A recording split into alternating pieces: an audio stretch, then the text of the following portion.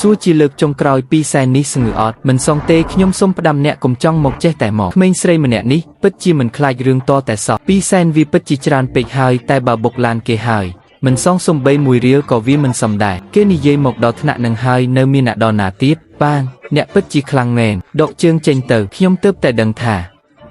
អ្នកស្ដាប់សម្ដីមនុស្សមិនយល់មែនទេឬមួយក៏ចង់បង្ខំឲ្យខ្ញុំធ្វើរឿងហ្នឹងបើវីកំតិចមែនរឿងនឹងកាន់តែធំហើយក្មួយស្រីប្រញាប់បន្ទន់អេរិយាបថបន្តិចទៅឡានទំនើបគេឆូតដល់ថ្នាក់ហ្នឹងខឹងក៏ជារឿងធម្មតាដែរនិយាយឲ្យចំគឺមកពីនាងខ្លួនឯងមិនដឹងខ្យល់អីកុំវីអីខ្លាចហើយមែនទេមិញនឹងឃើញខ្លាំងណាស់តាឥឡូវទើបតែស្គាល់ពាក្យថាខ្លាចបើវីកំតិចអ្នកគ្មានសមត្ថភាពសង្ឡើយអ្នកទាំងអស់គ្នាទេគ្រាន់តែម៉ូតូចាស់មួយគ្រឿងសោះនាងហ៊ាននិយាយថាខ្ញុំសងមិនរួចម្ចាស់ឡានទំនើបសងម៉ូតូមិនរួចហ៊ាននិយាយចេញមកបាននាងប្រហែលជាស្មានថាម៉ូតូនឹងធ្វើពីមាសមែនទេបានថ្ងៃនេះខ្ញុំនឹងវីកំតិចឲ្យអ្នកមើលនេះជាជំរើសរបស់អ្នកខ្លួនឯងទេកុំមកធ្វើចរិតដាក់ខ្ញុំចាំមើលម៉ូតូកំតិចមួយគ្រឿងនេះវាធ្វើឲ្យខ្ញុំសងមិនរួចយ៉ាងម៉េចខ្លះអូហូ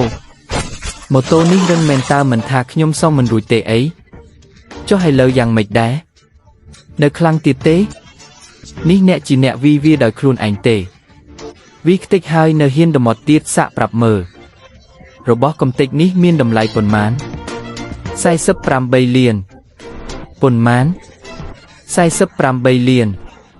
ក្មួយស្រីកុំមានអាពេកអីគ្រាន់តែម៉ូតូមួយគ្រឿងសោះឡានគេជាប្រភេទឡានទំនើបណាស់ឥឡូវសុំទោសគេក៏នៅមិនទាន់ហួសពេលដែរទេមិនមែនខ្ញុំធ្វើបាបនាងទេគឺនាងមិនព្រមទទួលកំហុសក្មេងសម័យនេះពិតជាមិនដឹងខុសត្រូវមែនគ្រប់គ្នាកំពុងមើលហើយភ្នែកមហាជនគឺច្បាស់ណាស់អ្វីដែលពួកគាត់និយាយមិនប្រកាសថាជាការពិតទេបានថ្ងៃនេះខ្ញុំនឹងឲ្យនាងឃើញថាអ្វីទៅជាការពិត